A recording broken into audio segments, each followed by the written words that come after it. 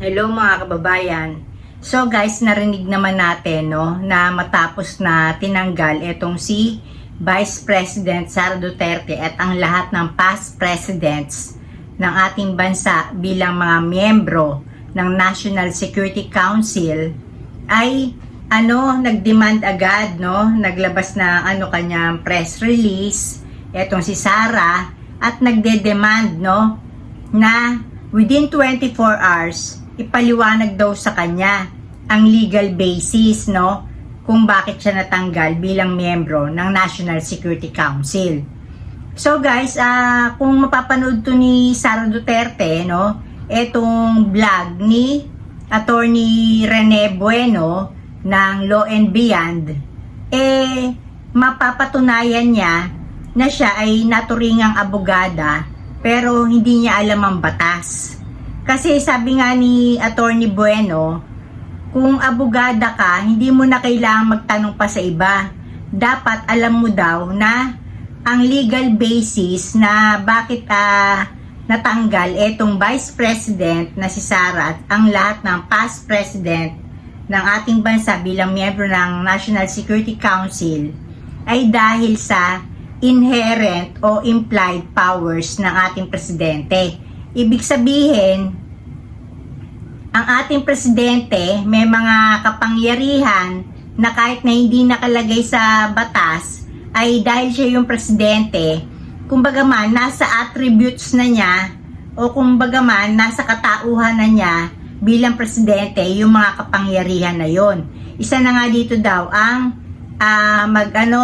bigay ng mga executive orders, So itong pagtanggal o pagre-reconstruct, tapos yung pagrebisa kung sino ang mga gustong miyembro ng Pangulo na included, nakasali dito sa National Security Council, nasa discretion at saka nasa desisyon ng Pangulo, kung sino ang mga gusto niya isali dito.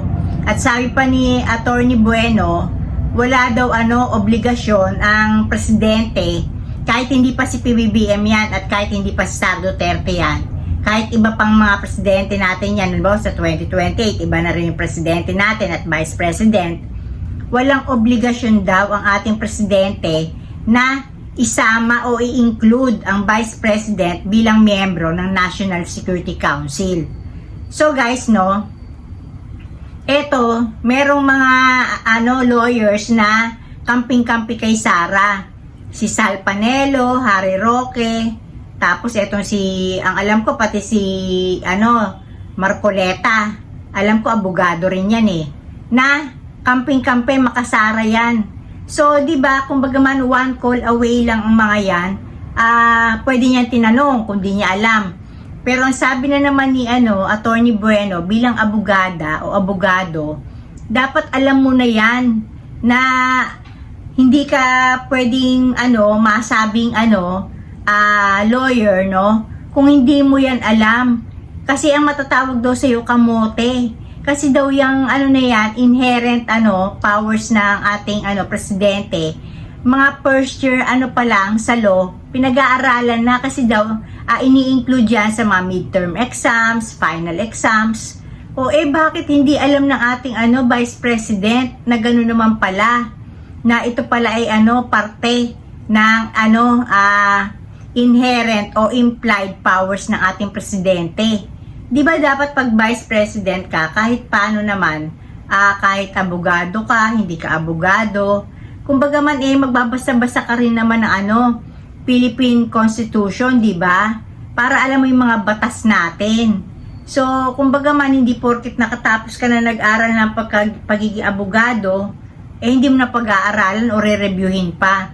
Kagaya nito, biruin nyo, meron pa siyang pa-demand, si Sara Duterte na within 24 hours. Nanghingi siya ng explanation, legal explanation. Bakit siya na-exclude bilang miyembro ng National Security Council?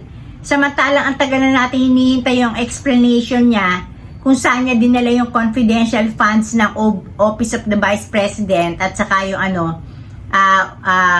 confidential fund ng Department of Education na siya dati ang secretary. Eto, namantot na tayong lahat, hindi pa niya tayo binibigyan ng legal explanation. Hindi niya sa atin ma-liquidate, maisa-isa, kung saan napunta tong mga confidential funds niya, na ang karamihan ng mga tumanggap, mga fictitious na mga tauhan, di ba? Sila Mary Grace Piatos, Kokoy Villamin, di ba? At marami pang iba. So, kumbaga man guys, kagaya nito, sa sarili man lang niya, hindi ba siya nahihiya? Na alam naman niya na wala naman tayong na-feel na yung pagtatanggol niya, di ba? Ibig sabihin, pag sinabi mong security, meron diyang pagtatanggol, di ba? Wala naman tayong narinig na pagtatanggol niya sa mga mga Navy natin na nagtatanggol at nagbabantay sa West Philippine Sea, di ba? May naputulan ng daliri, niho, walang naikomento, hindi nagalit sa China, di ba? So talagang ikaw sa sarili mo, Sara Duterte, alam mo naman na talagang hindi ka naman talaga nagtatanggol sa bansa natin, lalo na sa usapin ng West Philippine Sea. Ang alam ko lang, na binanggit ni Sara Duterte ang West Philippine Sea ay nung sinabi niya na huhukayin niya ang bangkay ni Ferdinand Marcos Sr. at doon niya itatapon sa West Philippine Sea. Doon ko lang narinig yung word na West Philippine Sea sa kanya, di ba? Dahil itatapon niya doon yung bangkay ni Ferdinand Marcos Sr. So guys, dito parang sa akin kumbaga bilang abogado, hindi mo alam yan na kumbaga man inherent o implied na palang powers na Pangulo na i-reconstruct tapos siya yung siya lang ang may soul kapasyahan o discretion, decision kung sino ang feel niya na magiging safe yung bansa natin, na pagka-meeting tungkol sa security ng bansa natin ay hindi ma-jeopardize yung pinagmitingan, hindi i-squill, kumbaga man ituturing itong sacred dahil nga tungkol to sa pagtatanggol sa bayan, So nasa Pangulo yun kung halimbawa man na hindi na tinuturing na safe ang bansa natin dito kay Sara Duterte, di ba? Na ultimong si PBBM, si Lisa Marcos at saka itong si Martin Romualdez na rin niya, natasan na rin niya ng papatay kung sakaling mamatay siya, di ba? Pinagmumura na rin niyang putang ina yun lahat. Tapos isasali mo pa ba naman yan, di ba? Talagang engot ka na lang. So, kumbaga tama lang yung move ni PBBM, di ba? Sinasabi ko nga, pagka ang tao talaga, kung ano siya sa'yo, dapat ayun lang ang reflection mo kung paano mo rin siya ituturing. Diba? Kung masama siya sa'yo, edi syempre, sa totoo lang pag ganyan naman kasama, edi syempre tapatan mo na rin ng kasamaan kasi kung sa uri ni Sara Duterte, na kayang bastusin ang dating Pangulo na si Ferdinand Marcos Sr., nakahimlay na, at patay na, kaya pang bastusin, di ba? Talaga naman na hindi ka na pwede magbait-baitan dyan. Talagang hanggat maaari, i-exclude na yan sa lahat ng mga pasya tungkol sa bansa. Kasi nga, hindi naman talaga yan para sa bayan Talagang si Sara, maka-China yan.